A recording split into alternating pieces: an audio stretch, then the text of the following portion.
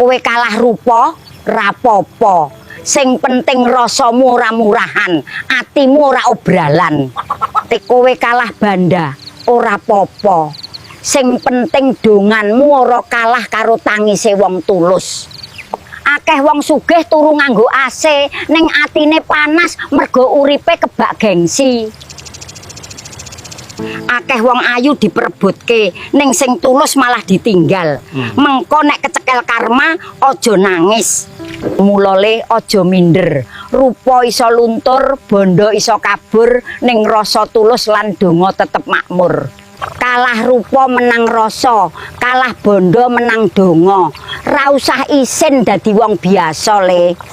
Saiki akeh sing ayu rupane, ning atine kaya keranjang bolong, ora iso nyimpen setya. Sugih bondo kok sombong, elinga, duit yen entek ya mung kari setruk blanja.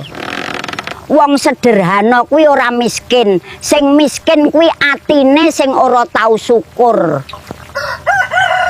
Aja gumunan karo sing kinclong. Panci anyar wae kinclong, ning durung mesti isine enak.